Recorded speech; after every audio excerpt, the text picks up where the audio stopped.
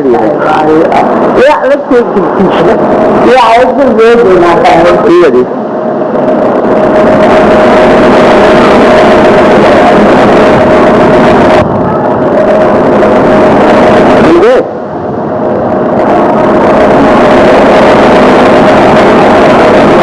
आनंद है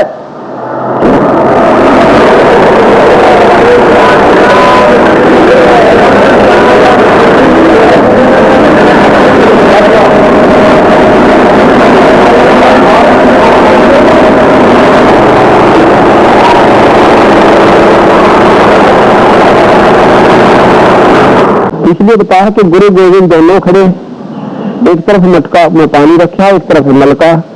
सतीज ने कौन से न आदर दो जिससे मुझे लाभ मिलता रहा। तो उसने देखा कि नलके से पानी मिला है तो नलका ज्यादा पूजनीय है, पानी तो कल खत्म हो जाएगा।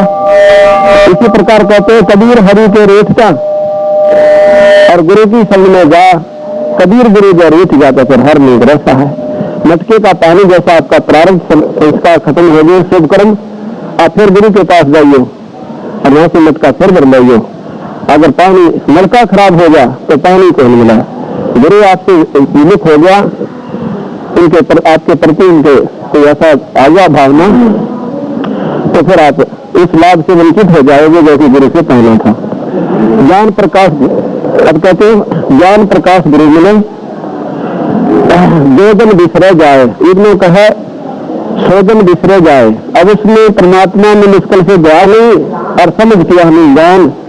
अंधे को अंधा मिला, राह बतावे को अंधा गुरु जो पीछे लागण गए, अंधा गुरु और अंधा चेला, दोनों ठेलन ठेला। गुरु बन देखो, गुरु के माध्यम से जो किया जाता है वही सफल होगा, और बिना गुरु बनाए, बिना गुरु की आज्ञा से दान करते हुए बेकार जाता है।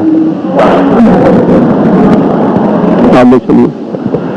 कबीर हरि की भक्ति बिन राजा रसद होए, माटी लगे कुमार की और घास में डारे को। जो क्यों बनेगी राजा बोला, जो परमात्मा ना बस, अगर राजा भी भगवान बदले तो इसकी सीधी बात नहीं, पर जो राम नाम नहीं लेते कोई राजा भी क्यों ना हो, तो गधा बने और माटी लगा कुमार का। कभी बाहर बनाना ढोएगा अपना कुमरे का खरा, और भाई रोटी भी भोजन भी कितने पास आएगा बाहर जाकर के कुर्डियों पर रूढ़ी पर। कबीरा दर्शन साधु का करपन कीजिए काम, जो उद्यम से लक्ष्मी आलस में, आलस मन से हान। जैसे काम करे तो माया मिले, इसी प्रकार संतान के दर्शन हिम्मत से करके कर लेगा, उसमें आलस नहीं करे तो वो आपको इसी प्रकार लाभ देगा। जैसे काम करे तो जन्म मिल गया, और दर्शन करे तो परमात्मा के मार्ग का ज्ञान हो गया। संतों के पास जाने की बात बने। एक घड़ी आधी घड़ी आदि है सो आद, कबीरा संगत साथ देखी कटोर होता शराब। परमात्मा हमारे पास ऐसी आई है जो एक दिन के सत्संग में बीड़ी शराब त्याग कर राम नाम ले लिया। अगर ये सत्संग में ना आती उनका जीवन ये ही बर्बाद हो जाना था जैसे उनका बाकी का सुनेगा। तो इसलिए कहते हैं संतों के दर्शन से सत्संग में जान पर जीवन उद्धार होता है। भक्ति द्रावड़ उपजी जाए रामानंद, प्रगट करी कबीर ने सात गीत में खंड। ये सतमार्ग का दर्शन केवल कबीर साहब ने किया, लेकिन रामानंद जी जो बंदी छोड़ के ये जो गुरुदेव थे, इस 3 लोग की भक्ति में सबसे श्रेष्ठ थे। लेकिन उनका विवरण तोड़ के सतगुरु ने कहा कि महाराज जी असली पता अभी और बाकी रहता है। तो जब सतगुरु ने उनको आंखें दिखा करके सतलोक के दर्शन कराए सतपुरुष के, रामानंद जी ने वह स्वीकार कर ली, जबकि पहले इन बातों को नहीं मानते थे। गिरिदास जी महाराज कहते हैं भक्ति द्रावड़ देश थी, यहाँ नहीं एक रेस, एक भूत की भावना और काखंड प्रपंच। इसी का प्रमाण खुद कबीर साहब देते हैं। भक्ति द्रावड़ उपजी लाए रामानंद, ये कबीर साहब अपनी वाणी देते, प्रगट करी कबीर ने सात गीत लोखंड। तीर्थ नहाए एक फल, साध मिले फल 4, और सतगुरु मिले अनेक फल, कहे कबीर विचार। कहते तीर्थ में स्नान करने पर एक फल मिल गया, और किसी संत से मिल गए तो आपको 4 फल मिल गए, कोई मतलब कमी नहीं मिली। जो तो को काटा देवे ताको दो तो फूल, और कहीं फूल को फूल होगा, कर्म के ऊपर आत्मित करना उसके साथ लगता है। जैसे महाराज कहते हैं, कबीर गाली ही से उपजे कलह कष्ट और नीच, हार चला सो समझा दे लाग मरे सो नीच। इसका यही फल बताते हैं कि मान लो आपने को दुखी करे, आपका उसका प्रतिक्रिया मत करो, उसको छोड़ दो परमात्मा के ऊपर, तो उसको तो कांटे मिलेंगे, उसकी बुराई का फल बुरा मिलेगा और आपको परमात्मा साथ देगा। आप उसकी भलाई करो, आपको भला मिलेगा। दुर्बल को ना सताइए, जाती मोटी हाय, मैं बिना जीव की सोच तो ये लोग समझ जाए।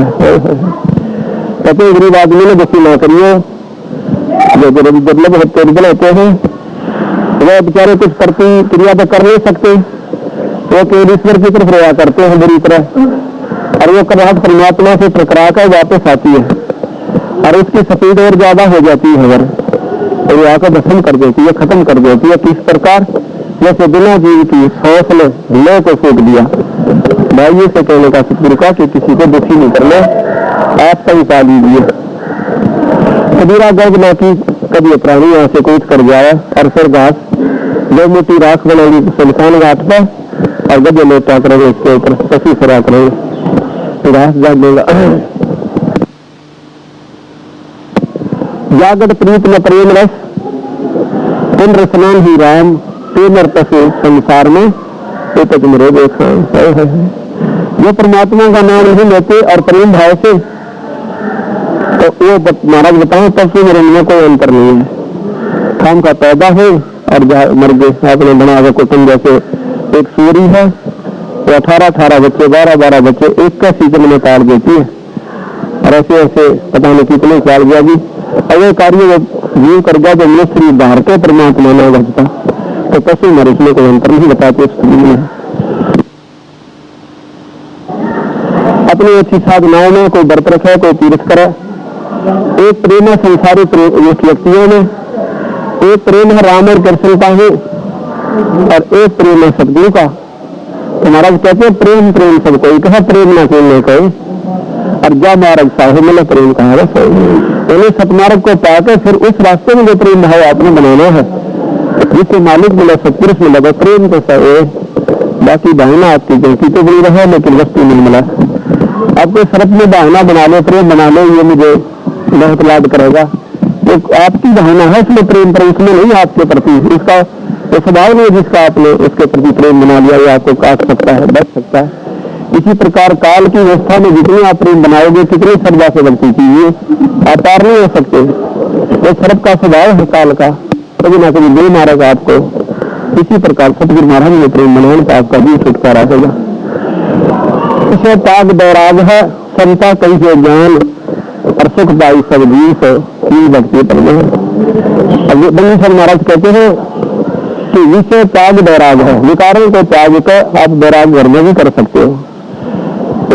और साल लपेट रखे थे, आगे जाकर के एक झोपड़ी में एक व्यक्ति रहता था, एक गौ रखी हुई थी और 2 व्यक्ति थे और कोई उनका संतान नहीं थी।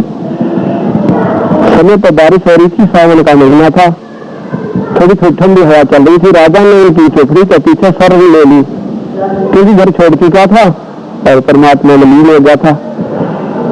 तो हवा के बचाव के लिए रात काटनी चाहिए, तो रात्रि के समय वो दोनों पति पत्नी क्या बातें करते कि अच्छी फसल होगी, अच्छी बारिश हो गई है, अब तो मौज होगी अपनी। ये ठाकते बलख बुखारा के बाद क्या कभी कहना, क्योंकि बलख बुखारा का बादशाह बहुत ही रिच यानी धनी व्यक्ति था। उसके दादा नाना जी थे जो वो उससे भी ज्यादा धनी थे, वो सारा का सारा धन उनको दे गए थे इब्राहिम सुल्तान को। पर सतगुरु की महिमा हुई, उस नरक से निकालकर उन्होंने उनको संत बना दिया था। अरे फिर उनकी मूर्खता तो ऐसा है जो बड़ी बूझ है, ये एक झोपड़ी मार दे दी, जब में गुआर बो रहे, इस महाराज जी हो गए, आज 60 हो गए, अरे गई ले रहे। उन्होंने सोचा कि मैं उनको सतमार्ग बता दूं, उन गौरी बोले बच्चों को, हो सकता है उनका बेड़ा पार हो गया। जाके कहने लगा तो मैंने धोकर तो बारिश में साफ तो ही गया था। कहने लगा भैया आप भक्ति करा करो भगवान की, ये कुछ नहीं मौज मार बैठी है, अब क्या कर रहे थे आप? बलख बुखारा। अब तू कहा सुन रहा था? अब मैं सुन रहा था तुम्हारी झोपड़ी के पीछे, फिर मैं बताना पड़ा। तो क्या करे थे, हमारे साथ बलख बुखारा के बाद सब बराबर हो गए, भी कोई ना उसके उससे ज्यादा है, ये क्या सौदा गौला, कल मर जाएंगे, कल में कभी बनोगे।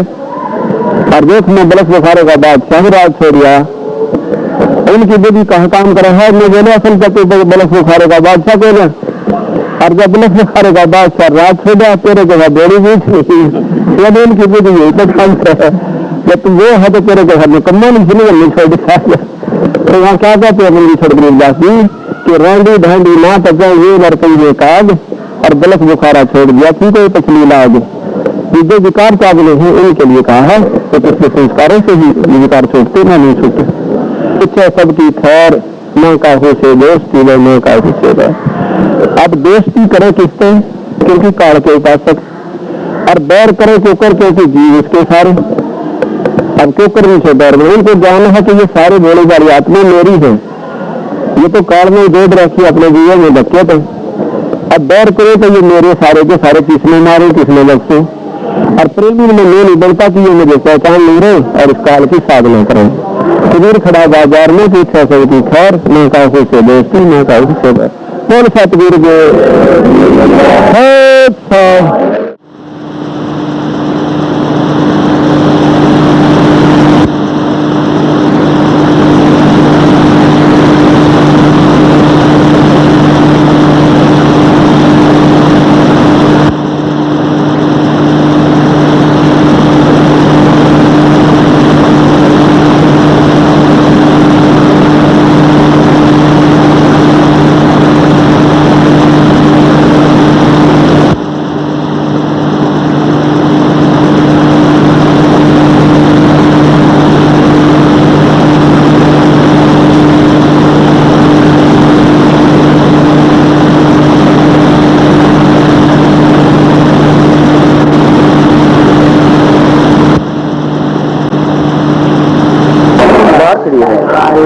ये अलग से ये आवाज में जोर देना है। ठीक है जी।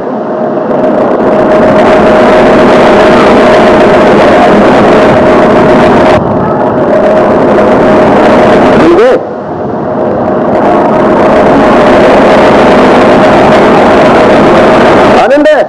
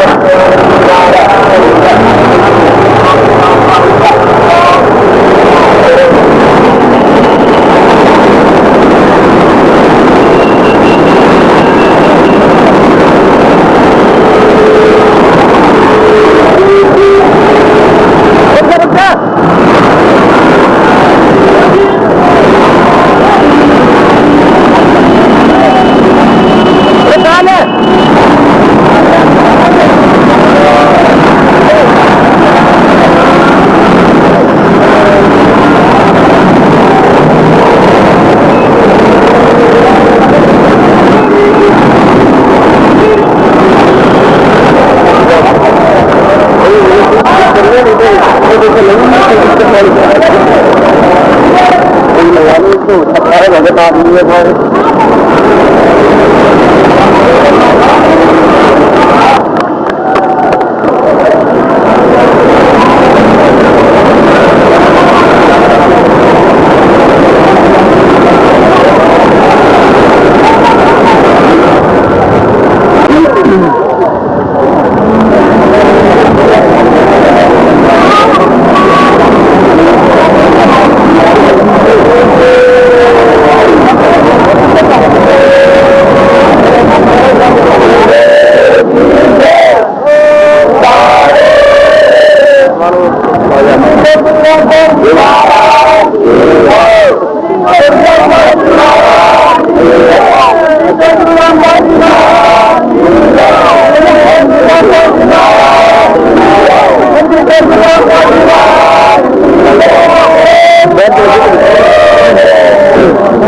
आगे तू तो साइड हो जाओ।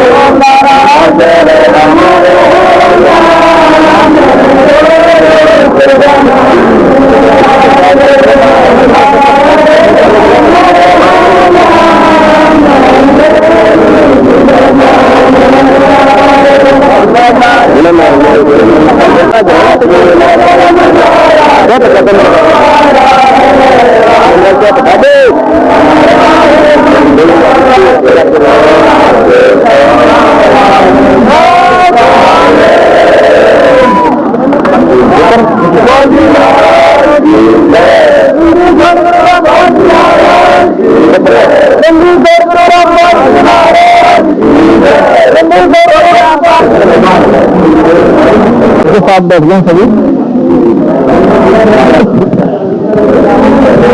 मेरे सतगुरु में बंदी छोड़ कबीर स्वामी रामानंद जी महाराज, बंदी छोड़ कबीर साहेब, बंदी छोड़ गरीबदास जी महाराज, गोरी वाले ब्रह्म सागर जी, स्वामी राम देवानंद जी महाराज, सर्व संतों सर्व भक्तों धर्मी पुरुषों श्री छुदानी धाम श्री काशी धाम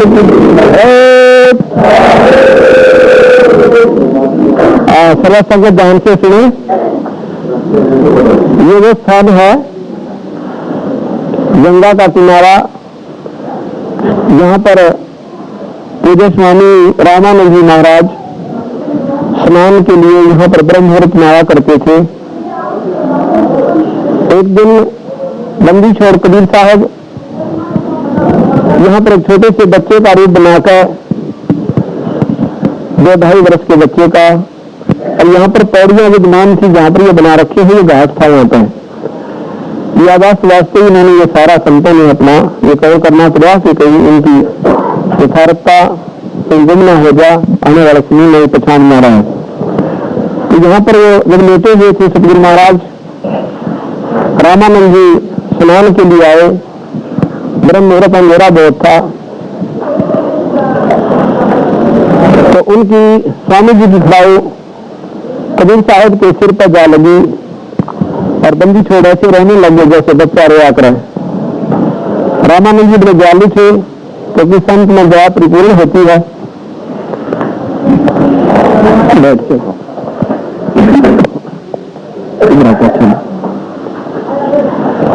और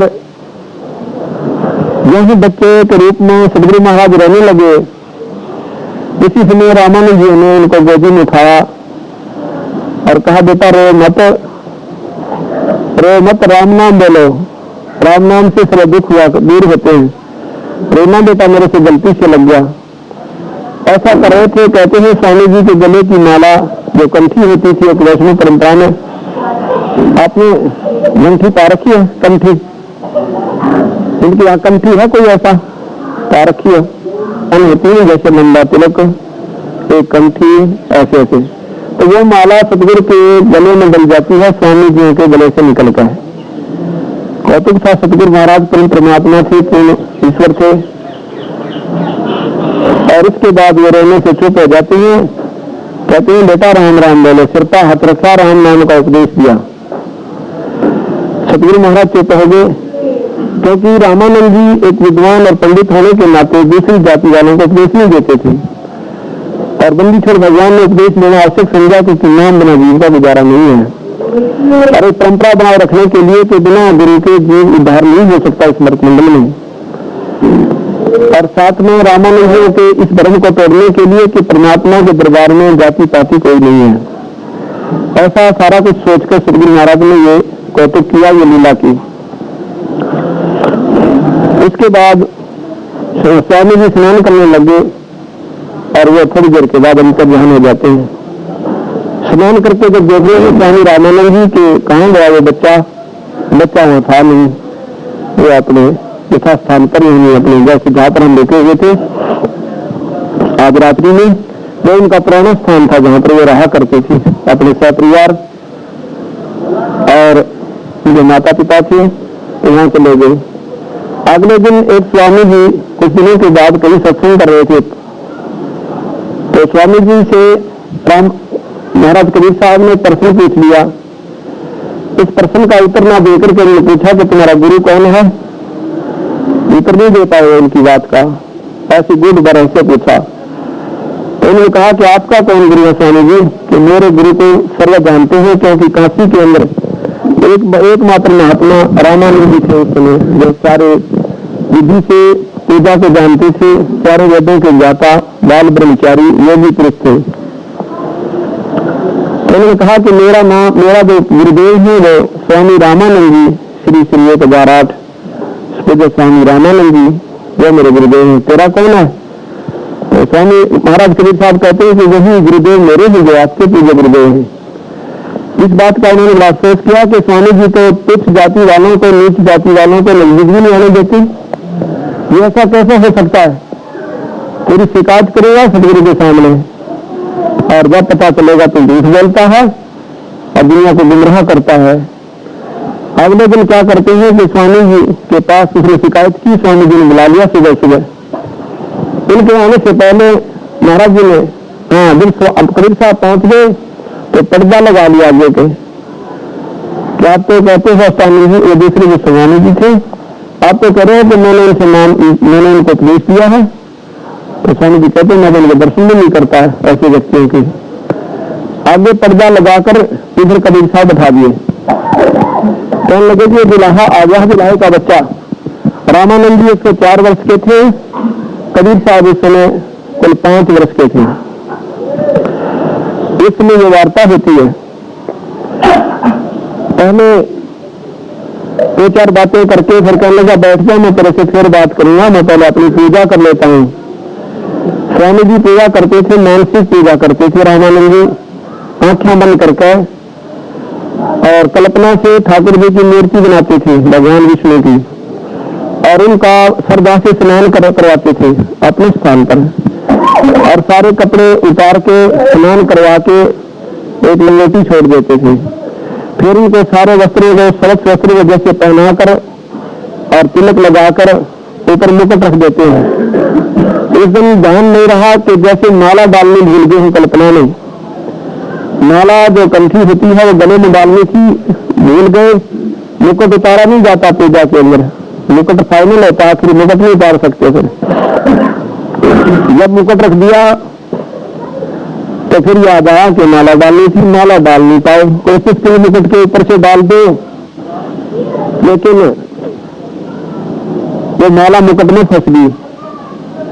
अब असमंजस में पड़ गए कि मुकुट उतारी तो मेरी पूजा खंडित और आज काम बिगड़ गया, और मेरी पूजा आज खंडित होगी, ऐसा मनोरंजन निकला। से विचार कर ही रहे थे तो कबीर साहब बाहर तो बोला है कि स्वामी जी माला की गुंडी खोल लो। इस गुंडी को खोल के और गले में बांध के फिर गुंडी गांठ लगा दो, ये मुकुट में से नहीं आएगी और ना मुकुट उतरेगा, उतारना पड़ेगा। ऐसा ही जो उन्हें सुना तो इसी से कहते हैं दो पड़ जा आधा पड़ जा दूर बजा और मीना कंठ लगा, गरीब दास गुजरी बहुत जब बदना बदन मिला। एक तरफ तो सारा समाज खड़ा, सारे शेष बैठे, और एक तरफ भगवान बैठे बंदी छोड़। तो कहते हैं कि जितने शेष बैठे जिन्होंने किए तो मालूम मैं क्या कर रहा हूँ, आंखें बंद कर रखी, कोई मूर्ति को ना, और बंदी छोड़ भगवान कबीर साहब ने बाहर से उनके मन की बात बता दी। तो सतगुरु महाराज ने उस बच्चे को छाती से लगा लिया। प्रेमी विद्वान वही होता है जो इन बातों को परख ले कि परमात्मा का कोई स्वरूप नहीं, कोई जात नहीं, ना जाने किस जाति में किस रूप में ईश्वर आ जाए। अगर हमारे अंदर कोई नफरत का कारण बना रहा तो मान लो तो दर्शन नहीं दे सकता। भावना ये रहे कि परमात्मा किसी भी स्वरूप में आ सके, नफरत का कारण नहीं बनाया।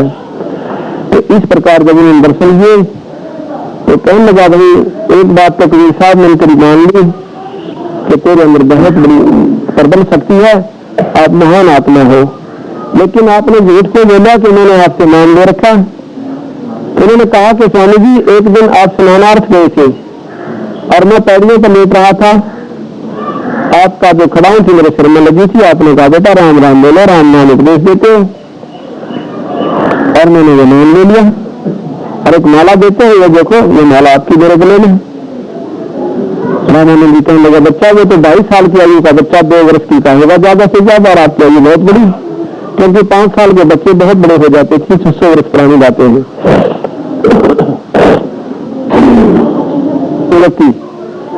इस खटिया पर अपना दूसरा रूप बना लिया 22 साल के बच्चे का, और इधर से 5 साल की आयु अजीब के तो खड़े हैं। अगर आप ये वीडियो YouTube पर देख रहे हैं तो हमारे चैनल को सब्सक्राइब करें और बेल आइकन को दबाना ना भूलें। अगर आप Facebook पर ये वीडियो देख रहे हैं तो हमारे पेज को लाइक करें।